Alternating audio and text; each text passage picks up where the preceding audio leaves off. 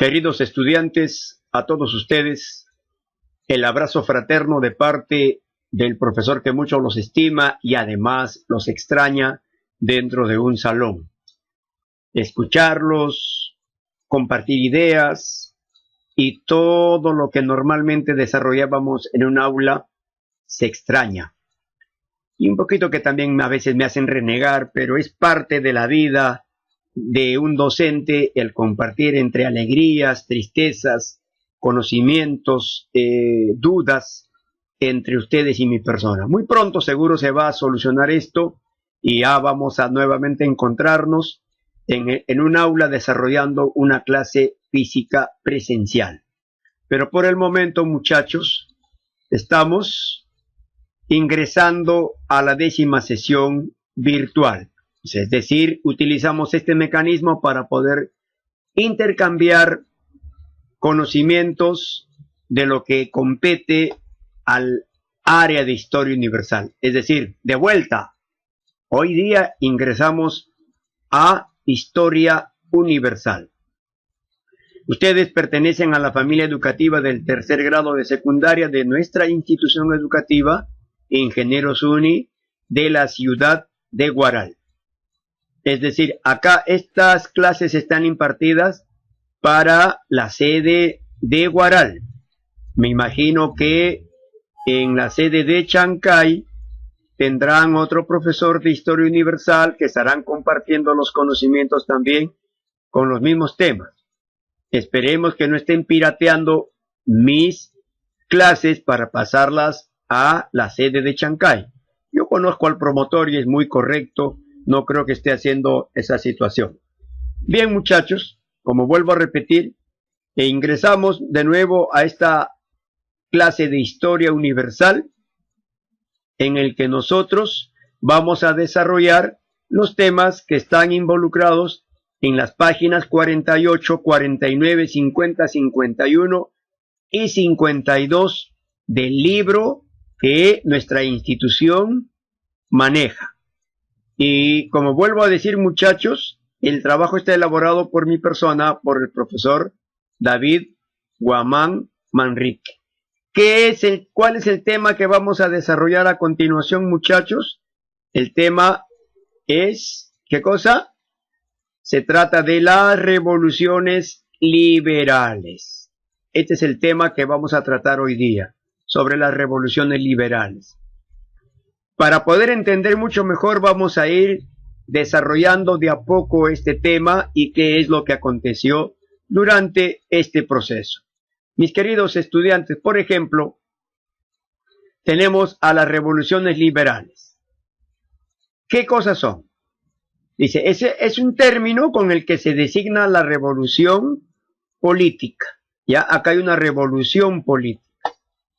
Ya, dice, incluida en el proceso de transformaciones revolucionarias en todos los ámbitos con el que se cierra la edad moderna y comienza la edad contemporánea. Es decir, estamos ya, esas revoluciones van a cerrar un capítulo de la edad moderna, la cierran, para darle comienzo a una nueva edad, la edad contemporánea.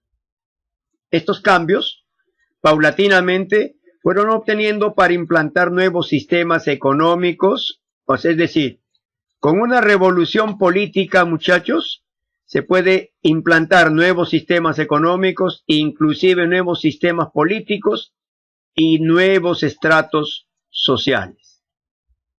Eso se dieron en los países europeos y en todos aquellos que tuvieron influencia en dichos países. Entonces, aquí estamos dándole un concepto de revoluciones liberales a los cambios.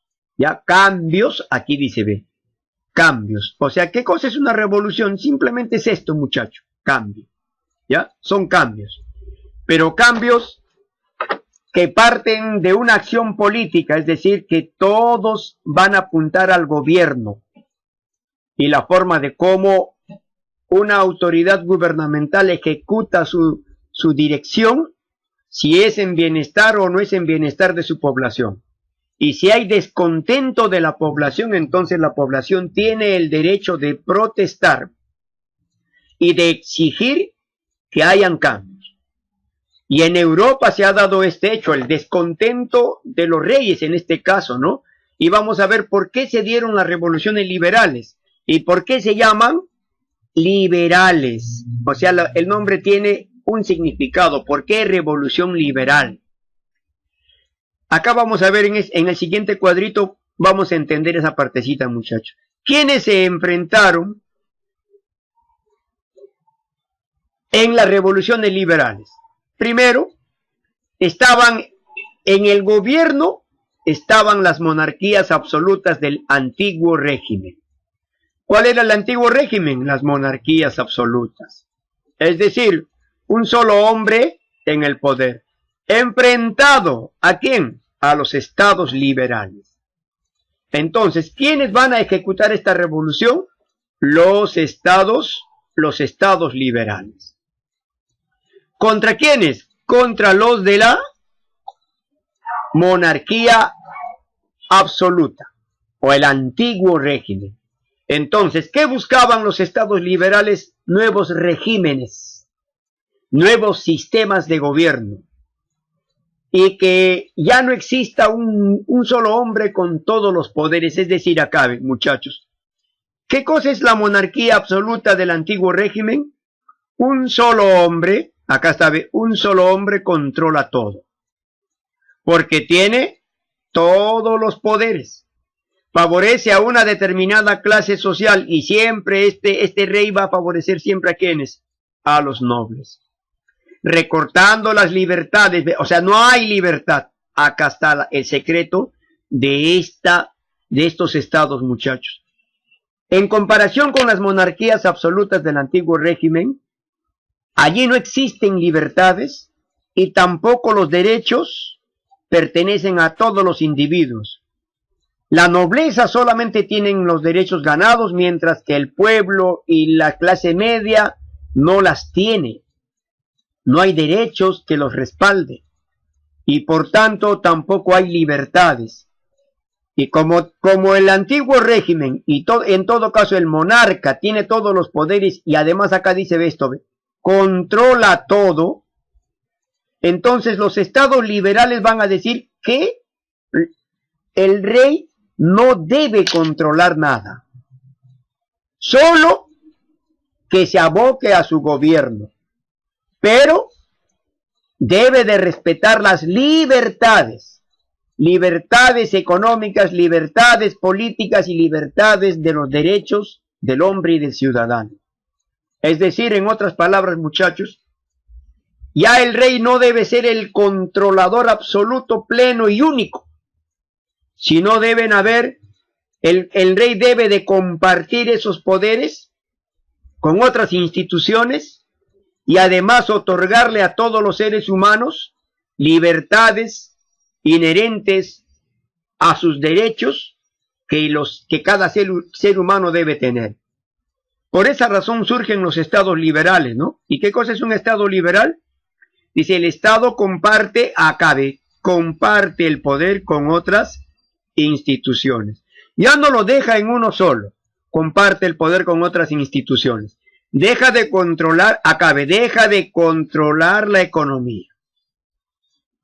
Otorga, ¿qué cosa? Libertades y propugna el respeto del derecho de todos. Estos son los principios de los estados liberales, ¿no? Ya no tener a un solo hombre que tenga todos los poderes y que controle todo, no. Tener un estado que comparta el poder con otras instituciones. Además, estas instituciones, llamado estado, dividido ya en diferentes poderes, deja de controlar la economía.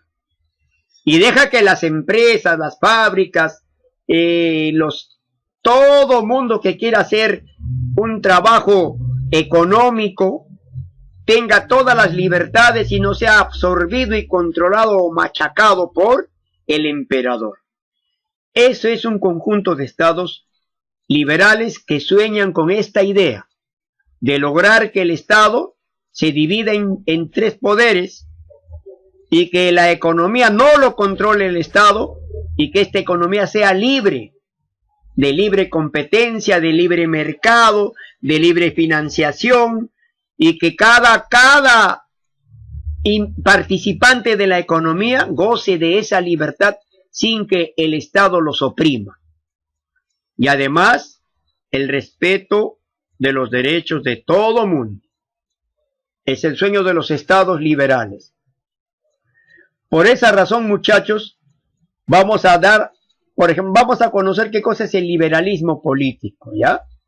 Dice, es un movimiento de amplia proyección. Ojo, el liberalismo político se va a proyectar al mundo económico, a la misma política, y tiene un campo filosofal. Esta filosofía, muchachos, la filosofía es la que da, ¿qué cosa da? La idea. Da la idea. Entonces, sin ideas uno no puede tener idealismos, no puede tener filosofías. Es decir, lo que yo quiero perseguir está en la idea. ¿Y la idea de dónde va a salir? Del conjunto de contradicciones que el ser humano puede formarse en su pensamiento. Y eso es filosofía. Entonces, de acuerdo a la filosofía salen las ideas, y las ideas se van a plasmar con hechos a través de un conjunto de acciones para cristalizarlas y alcanzar lo que uno sueña lograr. Por eso el proyecto de un liberalismo político es incursionar en el mundo económico, en la misma política, pero con una filosofía que se pueda defender para lograr una verdadera, ¿qué cosa? Una verdadera transformación o cambio. Cuando hay un sistema de gobierno que no está favoreciendo a toda una nación, es necesario que existan cambios, y entonces esos cambios los iba propugnando el liberalismo político. Ya dice acá, dice, ¿no? Defiende como idea esencial el desarrollo de la libertad personal, desarrollo de la libertad personal e individual como forma de conseguir el progreso de la ciudad. Es decir, no hay progreso si no hay libertades. Y el rey y el monarca no otorgaba libertades a todos los miembros de una nación. Algunos tenían libertades ganadas y la gran mayoría no las tenía. Por esa razón el liberalismo político propugnaba que cada individuo goce plenamente de una libertad sin restricciones. Por esa razón dice, la forma de conseguir este ideal es con la revolución. O sea, ¿qué cosa es revolución? Una transformación o cambio. Hay que hacer revolución, o sea, hay que hacer un cambio en todo el sistema. La palabra revolución significa transformación o cambio. Ahora, existen de dos maneras como el liberalismo político proponía llegar a una revolución. La revolución pacífica. Una parte de sus ideólogos propugnaron la aplicación de esos principios de forma gradual, es decir, vayamos despacio y de acuerdo a cómo el tiempo nos va acomodando y de forma pacífica. No hay que hacer la guerra ni conflictos para obtener una revolución pacífica. Esto sería interesante, muchachos. El Perú necesita ahora una revolución pacífica porque hay mucha corrupción en el gobierno peruano. ¿Qué hay que cambiar? El sistema. Si no cambiamos el sistema político, muchachos, jamás vamos a cambiar a los gobernantes corruptos. Por ejemplo, el sistema dice, todo aquel que colabora y apoya a un candidato a la presidencia, todos aquellos que han colaborado, han correteado detrás de ese presidente, haciendo campañas, gritando, voten por tal, esos cuando gana su candidato, de inmediato comienzan a reclamar puestos y cargos públicos, como una especie de pago o recompensa a haber apoyado a estos gobernantes o a estos políticos que lograron alcanzar un escaño, ya sea en la presidencia de la República, ya sea en el Congreso, hasta en los municipios, y todos los ayayeros y pateros, aún sin tener profesión adecuada, aún sin tener capacidad para asumir un puesto, simplemente por haberlos apoyado a los candidatos, le reclaman que le den un puesto. Y entonces este candidato se ve obligado, está obligado a darle un puesto a estos que los apoyaron. Por ejemplo, es un granito de arena frente a una gran transformación que el Perú necesita tener. Es decir, debemos cambiar, por eso esto se llama corrupción, ¿no? O sea, no solamente los corruptos son aquellos que se roban el dinero del Estado peruano, sino también aquellos que, al dar trabajo a personas incapacitadas tan solo por el hecho de haberlos ayudado y colaborado y gritado en favor de su candidatura, les dan esos trabajos, es corrupción ya.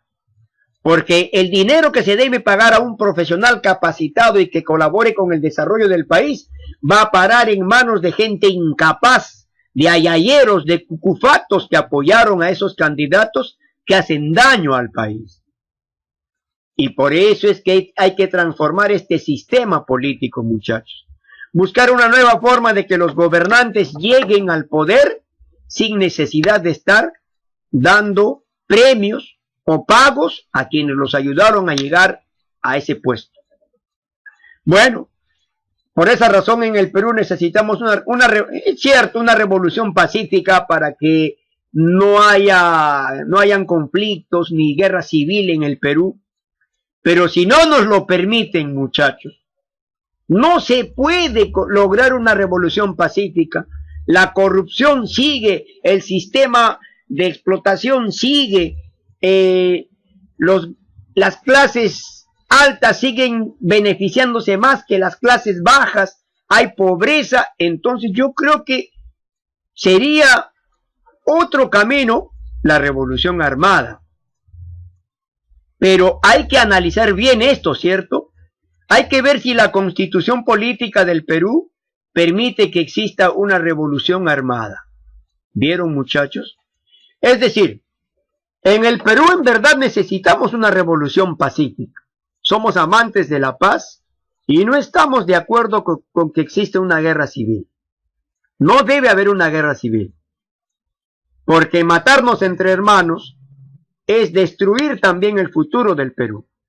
Necesitamos pero ya necesitamos un cambio pacífico, y que en verdad todos los peruanos pongamos el hombro para que esta revolución pacífica se dé. Hay que cambiar todo este sistema de corrupción del gobierno actual. El otro mecanismo, muchachos, que usaron, como decía, esto fracasó en Francia y se tuvieron que venir acá. Es decir, a la revolución armada. O sea, otros más radicales utilizaron la vía de las luchas o empuñando las armas para impulsarlos de inmediato. O sea, para decir, no que vamos a esperar que el tiempo nos dé la razón. No, señores, de hoy a mañana hacemos el cambio. Tomaron las armas e iniciaron esta revolución política. Vuelvo a repetir. En todo caso, si fracasara esta revolución pacífica en el Perú, quedaría la revolución armada.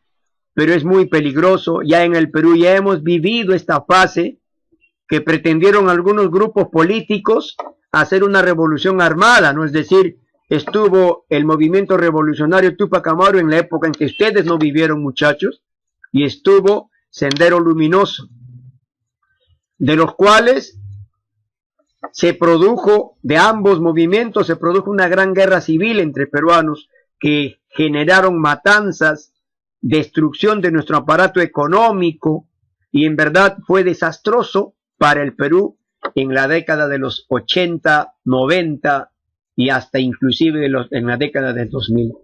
Por esa razón, muchachos, la paz que está lograda en el Perú no debemos perderla. Hay que mantenerla. Pero entonces también los gobernantes deben de entender, todos los que entran a gobernar deben de entender que si en realidad el pueblo no quiere llegar a la revolución armada, entonces pacíficamente hagamos un cambio profundo de tal manera que la corrupción se elimine.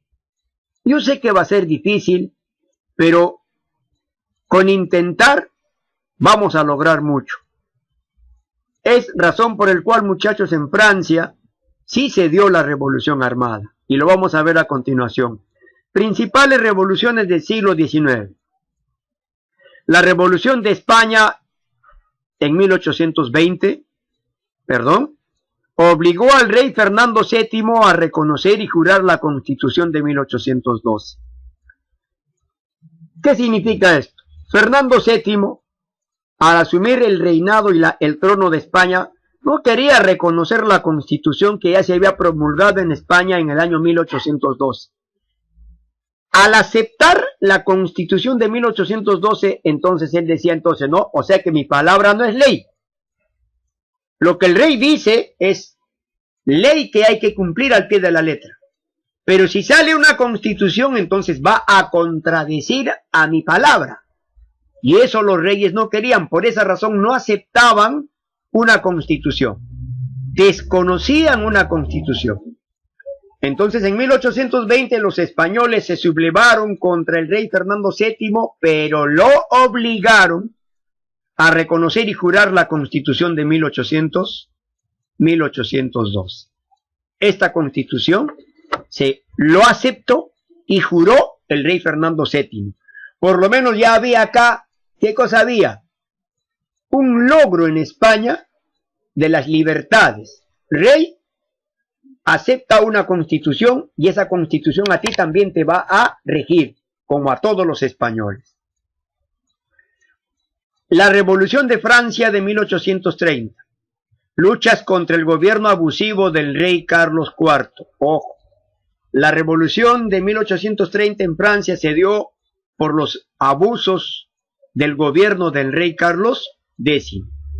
En cambio, la Revolución de 1848 en Francia y en el mismo lugar se dio contra el rey Luis Felipe I. Ahora, si acá ya hubo una revolución en 1830, ¿y por qué razones tiene que haber otra revolución en 1848?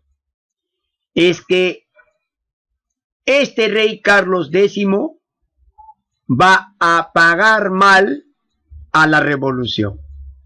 Cuando le entregan el poder, ¿no? Le entregan el poder, este va a abusar del poder y todas las ideas que habían sido confeccionadas dentro de la revolución no se van a cristalizar con su gobierno. Traiciona a la revolución y entonces va a tener que ser obligado de dejar el poder. ¿Y por qué se da la revolución de 1848? Porque otra vez este rey, Luis Felipe I, también va a traicionar las ideas revolucionarias. Hay otra cosita, muchachos, que quiero que entiendan.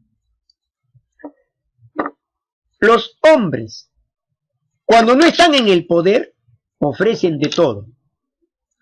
Son amigos del pueblo, les dan todos los beneficios al pueblo, juran ante el pueblo que los van a llevar a una gran transformación, que van a hacer grandes obras, que van a apoyarlos en todo el sentido, y cuando llegan al poder, todo lo que ofrecieron lo mandan al tacho y se olvidan de sus ofrecimientos para dedicarse a gobernar para sus propios intereses y para los intereses de los más poderosos, porque esos más poderosos son los que siempre manipulan y juegan con el gobierno de un estadista.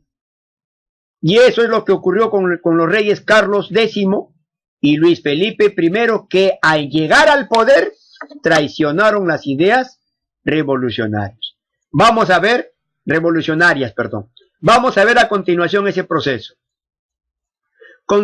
Primero, conceptos y representantes del liberalismo. ¿Qué es liberalismo político? Respeto a las libertades ciudadanas e individuales, libertad de expresión, libertad de asociación y reunión, existencia de una constitución, que no se viole una constitución inviolable, que determinen los derechos y deberes de ciudadanos y gobernantes, o sea, es decir, la ley es tanto para gobernantes como para los ciudadanos. Ambos tienen que cumplir esa ley. La separación de poderes, legislativo, ejecutivo y judicial, para evitar cualquier tiranía, y el derecho al voto, muchas veces limitado a minorías. O sea, todos debemos tener al voto, o sea, derecho al voto universal. Eso es liberalismo político. Ahora, los representantes del liberalismo político. Tenemos a quién, muchachos? Tenemos a Alexis Henry Charles de Clèren, de Francia. También tenemos a Benjamin Constant, Francia. Y a Adolphe Thiers, también francés. Es decir, los liberalistas políticos fueron franceses, ¿ve? Alexis Henry Charles de Clèren, Benjamin Constant y Adolphe Thiers. En cambio, el liberalismo económico, muchachos, es un conjunto de teorías y de prácticas al servicio de la alta burguesía, y que en gran medida eran consecuencia de la revolución industrial. Es decir, todos tenían que pensar más en la alta burguesía. La burguesía era la clase que crecía, ¿no? Es decir, y la burguesía va a ser la clase social que va a respaldar y va a liderar las revoluciones liberales. El liberalismo económico significó la no intervención del Estado en las cuestiones sociales, financieras y empresariales. No te metas en las cuestiones financieras y empresariales de la economía. Intenta explicar y justificar el fenómeno de la industrialización y sus más inmediatas consecuencias. ¿Cuál es la consecuencia de la industrialización? El gran capitalismo y las penurias de las clases trabajadoras. Explico. Si bien es cierto que el Estado no debe intervenir en los asuntos de las financieras y las empresas, también es cierto, muchachos, que el fenómeno de la industrialización que apareció en Europa encaminó a que la burguesía se convierta en una clase social dominante. ¿Por qué razón? ¿Qué es la industrialización? Es el tiempo en que en Europa aparecieron nuevas maquinarias, aparecieron nuevas herramientas que facilitaron el trabajo. Es cierto que facilitaron el trabajo de los seres humanos, pero al mismo tiempo generó desocupación. Y al generar gran producción estas máquinas y estas herramientas, se van a generar los comercios grandísimos en Europa y se van a hacer millonarios los burgueses. Y estos burgueses, al hacerse millonarios, se van a convertir, van a juntar grandes capitales, y entonces se van a convertir ¿en qué? Se van a convertir en grandes capitalistas. Y no les va a interesar las penas que la clase trabajadora van a tener, es decir, los proletarios. ¿Quiénes son los proletarios? Los que trabajan en las empresas, en las industrias, en las fábricas. Ellos son los proletarios, los obreros. Entonces, cuanto más maquinaria y herramientas pertenezcan a los burgueses, más abuso va a haber en contra de la clase trabajadora, que no son propietarias de nada, solo de su trabajo. Y van a trabajar para los burgueses que se han hecho capitalistas.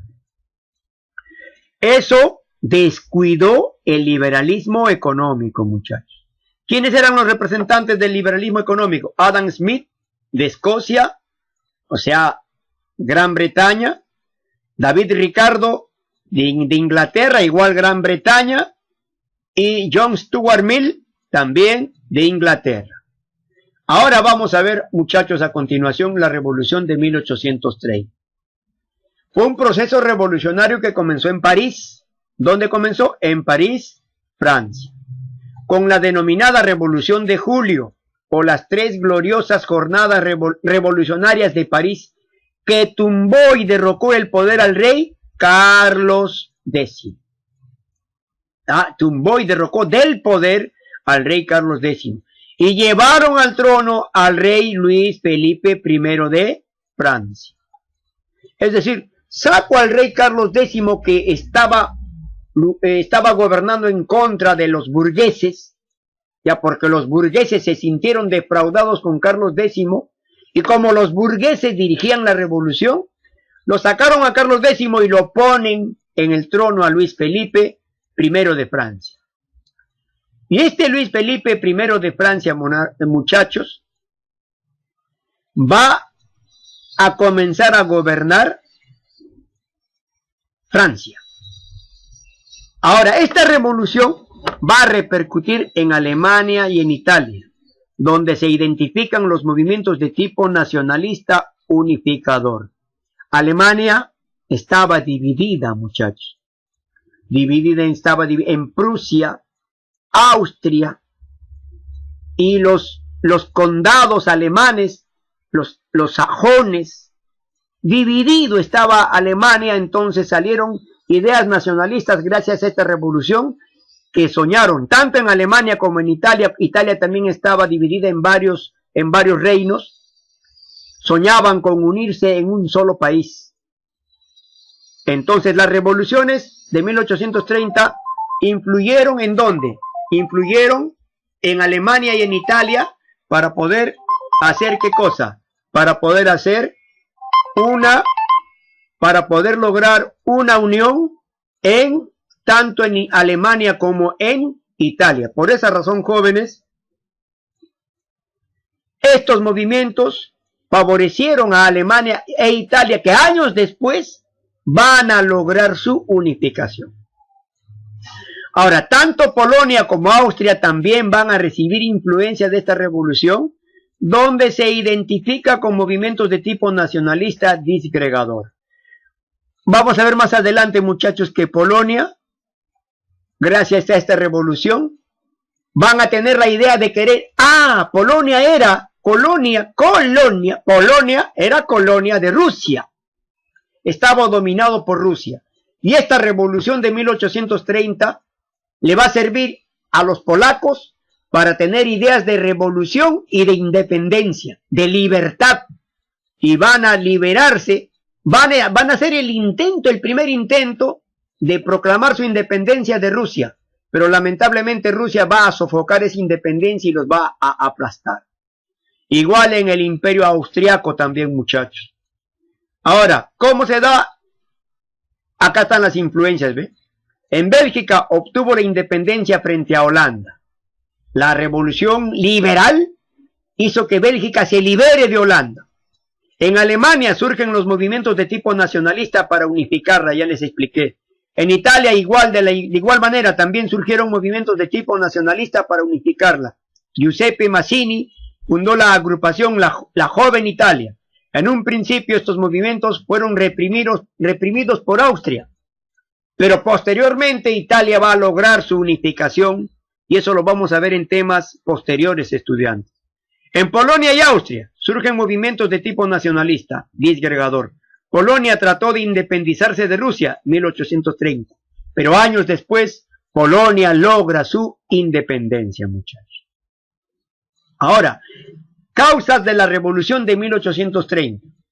¿Por qué se dio? El gobierno absolutista del rey Carlos X. Fue un gobierno tirano y abusivo. Se fue en contra de los intereses de la burguesía, ¿ve? De la burguesía creciente y en desarrollo, iba creciendo. Y el gobierno de Carlos X lo contradijo. La burguesía lo lleva al poder a Carlos X y este los traiciona. Y entonces la burguesía dijo, no, está loco, vamos a sacarlo del poder.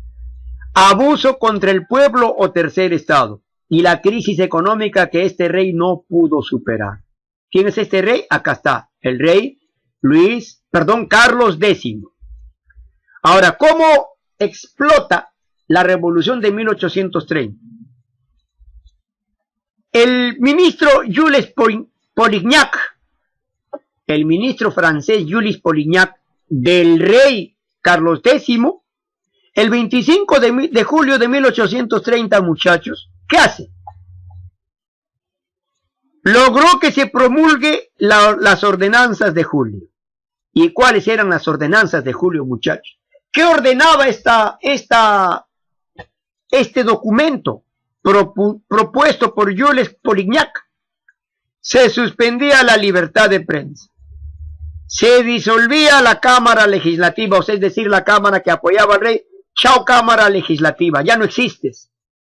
Y además se restringió el voto. Solamente podían votar los que tenían buena educación y los que tenían mucho dinero.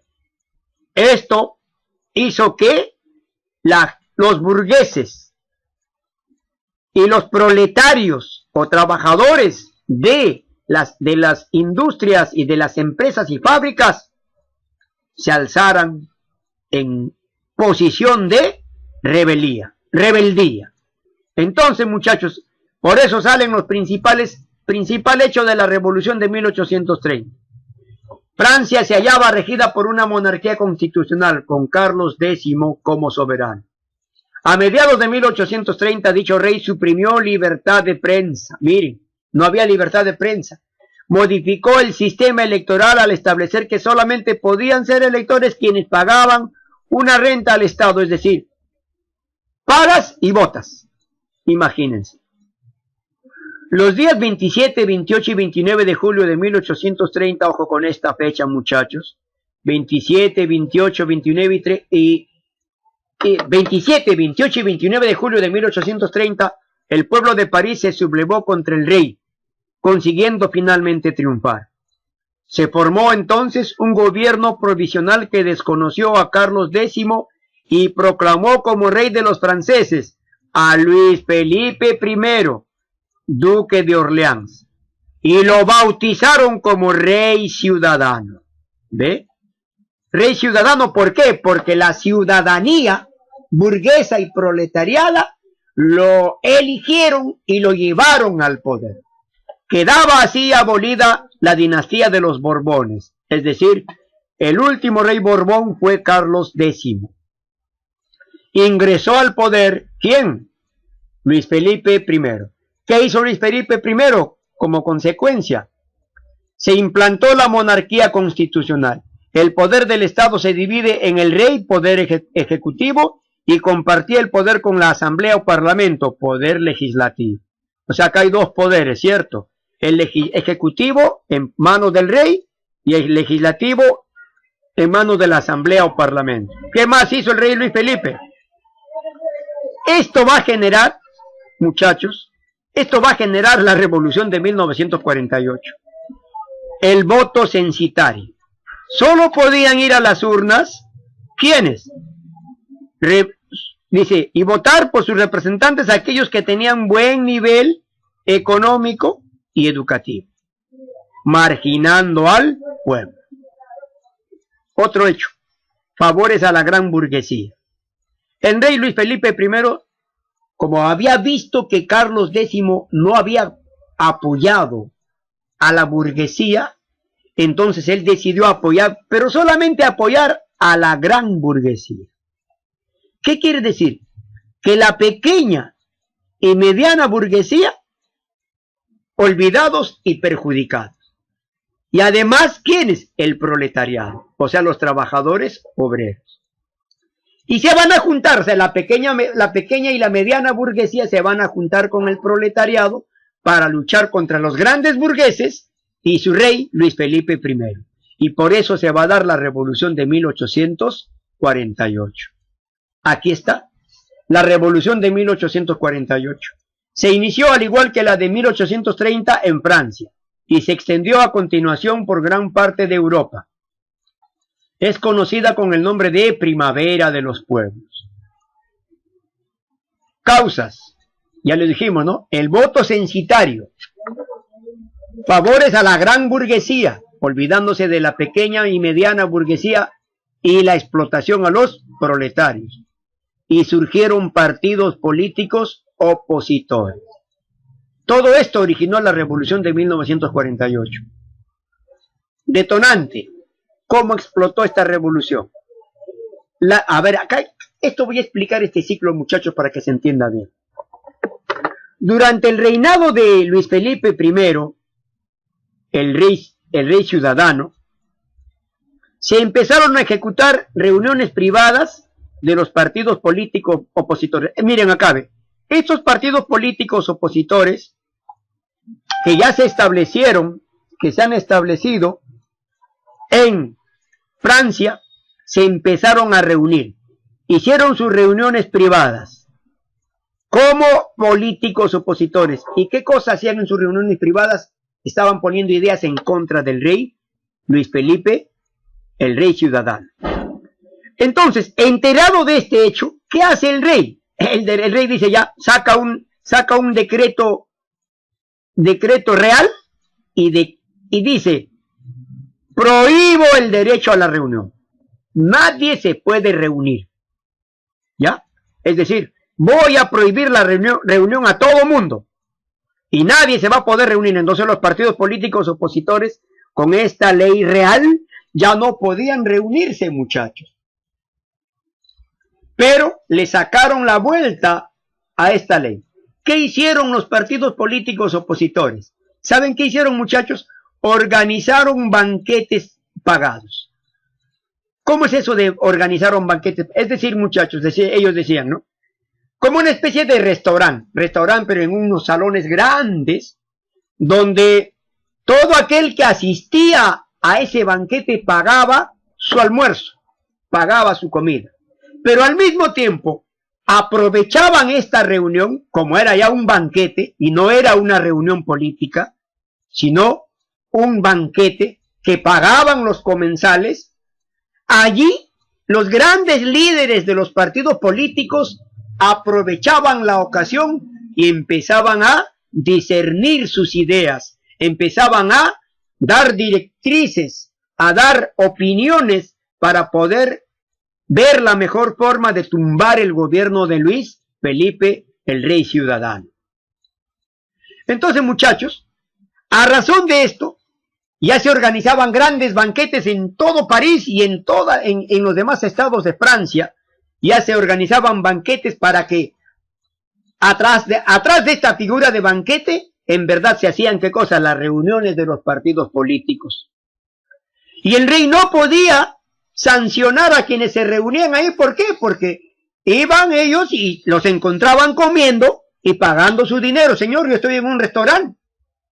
Y como es un restaurante, y los señores que están hablando allá, los escuchamos, que hablen, nosotros los escuchamos. Entonces, muchachos, estos partidos políticos opositores organizaron otro gran banquete que estaba programado para el 19 de febrero de 1948. Un gran banquete. Y este gran banquete, que estaba promocionado con bombos y platillos, llegó a oídos del rey Luis Felipe, el rey ciudadano.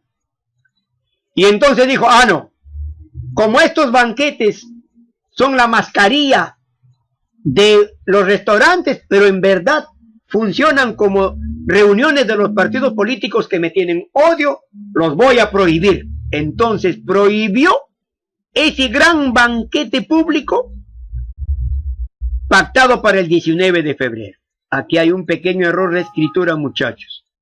Vamos a corregir. Banquete público.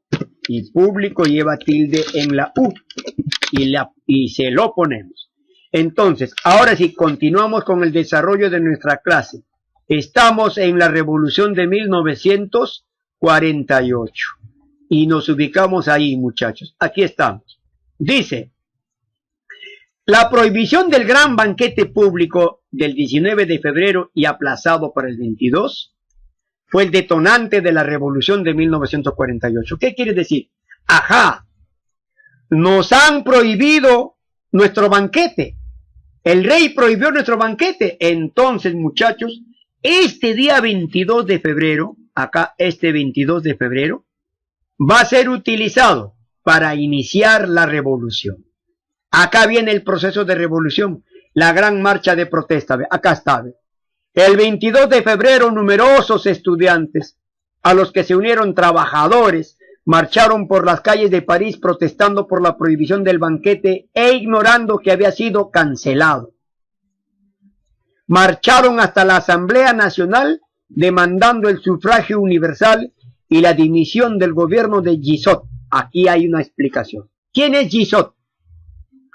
Guizot fue el primer ministro del rey Luis Felipe I, pero que en realidad Guizot obedecía todo lo que le decía el rey Luis Felipe I.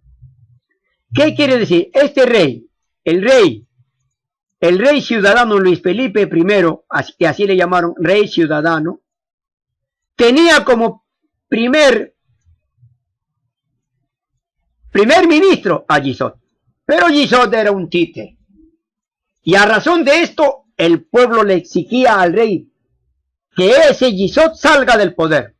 Salga del poder. Dimisión del gobierno es quitarlo del poder. Marcharon ese 22 de febrero, marcharon en contra del gobierno de Guizot y también protestando las acciones del rey Luis Felipe I. Ahora, ¿qué hizo el rey Luis Felipe I, muchachos? Decretó estado de sitio. Es decir, la ciudad de París fue rodeada de 30.000 soldados y de la artillería de los fortines de las murallas de la ciudad, así como de 40.000 guardias nacionales. Es decir, 70.000 soldados cerraron la ciudad de París y nadie podía entrar ni salir de esa ciudad. Y a eso se le llama estado de sitio. Cuando alguien determina estado de sitio, nadie puede entrar ni salir mientras dure ese reglamento en dicha acción. Igual el rey Luis Felipe I determinó el estado de sitio en París y protegió con 70.000 hombres esta ciudad, para que nadie entre y nadie salga de París. Algo más, muchachos. Aquí dice, por ejemplo, estamos viendo acá, muchachitos, estamos viendo acá guardias nacionales, 40.000 guardias nacionales.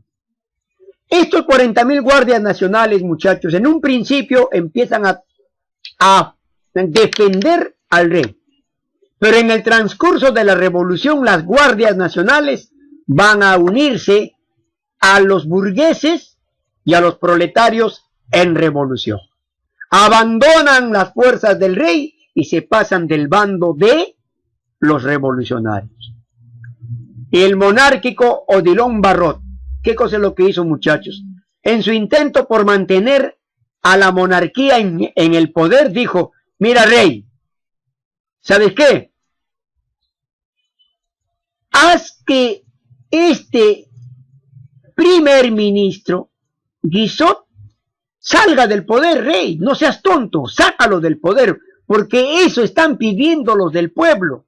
Sácalo del poder y vas a mantenerte tú como vas a seguir siendo rey. Le hizo caso. Ahora, pero a lo que les decía, ¿no? Primero, dice, la Guardia Nacional, que en principio apoyaba al rey Luis Felipe I, se pasaron a las filas de los revolucionarios. Esto obligó al monarca a destituir a Guizot, es decir, hace caso a Odilon Barrot, lo saca del poder a Guizot, pensando que podría mantenerse en el gobierno. Pero cuando lo sacó del poder a Guizot, los revolucionarios dijeron: oye, el primer triunfo se había dado. Ya se había logrado el primer triunfo. ¿Cuál era? Sacarlo del poder a Guizot. Ahora faltaba tumbar al rey Luis Felipe I. Abdicación o fin del reinado de Luis Felipe I. Las protestas continuaron, muchachos. Las luchas continuaron. ¿Ya? Asaltaron el palacio del rey, los protestantes y los revolucionarios, y obligaron a Luis Felipe a abdicar y dejar el trono un 24 de febrero de 1948. Y adiós Luis Felipe I, el último monarca absolutista de Francia. Las consecuencias, muchachos: el fin de las monarquías absolutistas, ¿ve? Chao, monarquía absolutista. Aparición de un nuevo sistema político, la república, que permite la división en tres poderes del Estado, una constitución política y un voto universal. Pero en Francia no se va a dar la república plena, ¿ya? Va a aparecer en Francia la segunda república, donde se le va a entregar el poder a Luis Napoleón Bonaparte, que es conocido como Napoleón III, quien fue su líder de la segunda república. ¿Se acuerdan que la primera república se dio después de la Revolución Francesa? Ahora, la segunda república se da después de la Revolución de 1848. Años después, Napoleón Bonaparte, muchachos, implantaría el segundo imperio francés. O sea, se va a hacer nombrar emperador de Francia. Así como lo hizo Napoleón Bonaparte. Se hizo nombrar emperador y creó el primer imperio francés. Y su primo, Napoleón Bonaparte, Luis Napoleón Bonaparte, se va a hacer emperador y va a decretar el segundo imperio francés. Se dio la libertad de prensa, la que se había abolido con Luis Felipe, el rey ciudadano. Se suprimió la pena de muerte y se abolió la esclavitud. En algunos países de Europa se mantuvo una monarquía pero constitucional, aquella que comparte el poder con un primer ministro, nivel de presidente, una asamblea y un poder judicial. Hoy en día, por ejemplo, estudiantes, eso se da, la monarquía constitucional se mantiene en Europa. España lo tiene, España tiene sus reyes, pero al mismo tiempo tiene un presidente que se hace cargo de los asuntos políticos, ¿no? O primer ministro. En este caso en España es el presidente de España. En cambio en Inglaterra es primer ministro. En Inglaterra hay reyes y primer ministro. En Francia sí ya se abolió eso y en Francia ha quedado. Después de haber aperturado la Segunda República, hoy en día han aceptado el nuevo sistema político de la República. Hay tres poderes en Francia. Existe un presidente de Francia, una constitución política, el voto es universal y su estado está dividido en tres poderes: ejecutivo, legislativo y judicial. Por último, muchachos, fue ejemplo para que los movimientos revolucionarios de otros países europeos y de otras partes del mundo logren las libertades anheladas. Mis queridos estudiantes, esperemos que esto haya sido de buen provecho para ustedes. Y hoy día van a desarrollar el trabajo de extensión de las páginas 50, 51 y 52. Lo resuelven hoy mismo, como siempre, extrayendo datos del libro, de este video, y si hay alguna duda, a través del WhatsApp grupal, iremos intercambiando preguntas y respuestas. Al mismo tiempo, los mapas conceptuales que les voy a enviar por Word durante el desarrollo de estas clases serán entregados el 25 de junio de 9 a 9:30 de la mañana. Queridos estudiantes, ha sido todo por hoy. Es una larga clase, pero valdrá la pena escucharla, atenderla y aprender sobre las revoluciones liberales de 1830 y 1848. Muchachos, aquí hay un error. A ver, vamos a corregir un error. Aquí dice 1948. Corregimos, estudiantes. Ya es 1848. Por suerte me percaté. A ver, es un lapsus de inscripción, de escritura. La revolución de 1848. Vamos a corregir en la diapositiva, muchachos. Aquí, disculpen, jóvenes. Por suerte me di cuenta, ¿ya? Acá dice la revolución de 1830 y estamos de acuerdo. Acá, igual, con 1830 estamos de acuerdo. Acá estamos de acuerdo. Acá, la revolución de 1848. Ahí estamos bien, ¿cierto? Ya. Eso se dio en Francia y acá dice los procesos de la revolución, ¿correcto? Y acá, consecuencias de la revolución, ¿correcto? Y acá, trabajo de extensión. ¿Dónde está el...? Ya sé, ya lo corregí, ¿ya? Ya lo corregí, muchachos. La revolución de 1848. Vuelvo a repetir, acá, muchachitos, por favor, disculpen, tengamos en cuenta esto. El elaborar este trabajo cuesta, jóvenes, ¿ya? Cuesta mucho. Así que un error lo comete cualquiera, soy ser humano. Y por suerte me di cuenta, acá decía, muchachos, acá decía la revolución de 1948, es de 1848.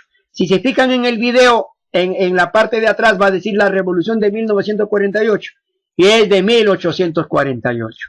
Mis queridos estudiantes, con esta rectificación me despido de ustedes y será hasta una próxima oportunidad.